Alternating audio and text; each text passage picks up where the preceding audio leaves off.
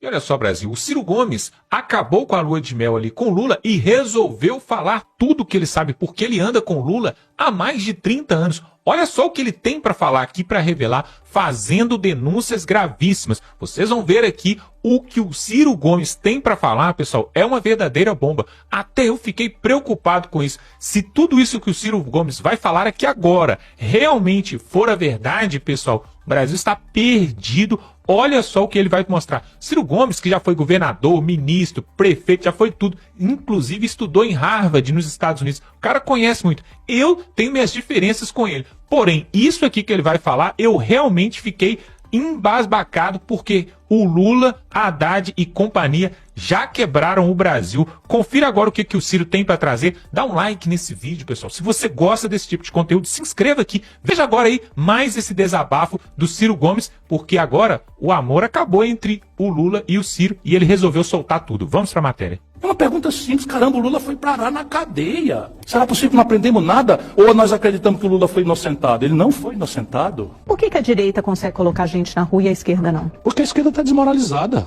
Isso é um PT. Um bando de canalha que me conhece há 100 anos. Nunca mais eu ando com essa gente, nem com o pau tórico. O Bolsonaro jamais seria presidente do Brasil se o PT e o Lula não tivessem oferecido aquele espetáculo da pior recessão da história brasileira, a pior crise econômica da história brasileira, passionalizada pelo maior escândalo de roubalheira generalizada que o Lula e o PT promoveram no Brasil. E fica se apresentando de ter sido absolvido. O Supremo Tribunal Federal passar 5 anos para descobrir que o fórum próprio para julgar o Lula não era Curitiba e anular tudo e permitir que o Lula chegasse na campanha dizendo que foi absolvido como injustiçado. Olha, o Lula e o Bolsonaro são pessoas muito distintas. Eu conheço muito bem os dois. Aí a dona Janja do Lula pega e diz, roubaram os móveis do palácio. Aí de repente os móveis aparecem. Pode fazer isso não. Agora não faz isso não. Aí no 7 de setembro a dona Janja vai de vermelho fazendo L no carro oficial. Tá errado. O Alckmin virou socialista, meu irmão. Tenha paciência. O Alckmin é um amigo, mas o Alckmin é socialista. O PSOL agora defende a autonomia do Banco Central. Tenha paciência. E mesmo esse país está ferrado. Um cara como o Lula, que produziu o Bolsonaro, que eu sei comovidamente que o Bolsonaro não existiria. Você acompanha a vida do Congresso, sabe quem era o Bolsonaro. Pro Lula, o direito, a coisa, a moralidade, é tudo uma coisa para os outros. Para o Lula e para o PT, é para os outros. E ele tem direito de fazer qualquer coisa. Agora meteu 100 anos de segredo para a imprensa, de um sonho de um monte de coisa que nós esculhambamos o Bolsonaro. E quando a gente vai ver a agenda da primeira-dama, ativíssima primeira-dama, está tudo em segredo o que ela está fazendo, o que ela está recebendo, com quem que ela está conversando, tudo em segredo. Esse é o papel, inclusive, para falar de esquerda, mais relevante que essa esquerda imbecil que o PT e o Lula representam, e seus puxadinhos, né, não entendem, se dissociaram, se apartaram da vida brasileira. É o papel das igrejas evangélicas. O centro da operação institucional do Brasil é roubalheira, emenda disso, emenda daquilo, roubando tudo na cara da freguesia, sabe? E a imprensa dizendo que o Lula vetou 5,3 bilhões de reais de emenda, quando o Lula sancionou 53 bilhões de reais de emenda. 53 bilhões de reais de emenda. Isso, cada deputado, por cima da mesa, vai levar 52 milhões de reais por ano para sua base. Nunca mais um jovem entrará na política brasileira. Estão destruindo tudo e a imprensa calada. A gente esculhambava o Bolsonaro com emenda do relator e não sei o quê. Fomos no Supremo Tribunal Federal reclamar. O Lula está fazendo dobrado. E eu enlouqueço quando eu vejo o Lula falando bobagem. Covardão. Aí chama o Bolsonaro de covardão. Você vai ver, todos vão ver. A defesa técnica do Bolsonaro vai usar o depoimento do Lula. Nos últimos anos eu tenho procurado suportar em silêncio enorme lawfare. Você sabe, é a manipulação no Brasil do próprio judiciário para a perseguição de pessoas que são vistas como inimigas dos poderosos. Muitos processos artificiais são movidos contra mim pelos políticos agentes dos agiotas que chupam o sangue do povo brasileiro. Aceitei nos últimos 10 anos essa tarefa, muitas vezes sobre-humana, de tentar defender o povo brasileiro num país onde quase nenhum político se levanta contra os bancos.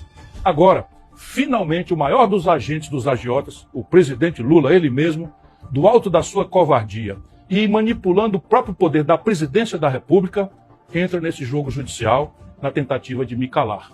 Me interpela judicialmente por suposto ataque à sua honra, mas não por calúnia, pois me daria o direito de pedir o que direito se chama exceção da verdade, que é provar que tudo o que eu falo é a mais pura verdade. A propósito, não ofendi em nada em minhas exposições das políticas de agiotagem do governo. São os fatos, e somente eles os fatos, que o ofenderam.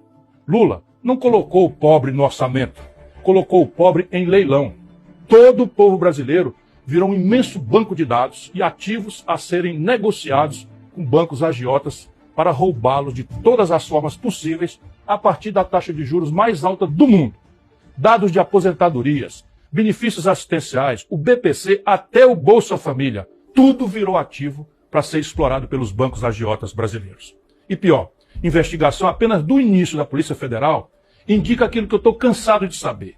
Empréstimos consignados foram concedidos fraudulentamente e juros exorbitantes cobrados criminosamente de nossos aposentados em um escândalo que somente agora começa a aparecer.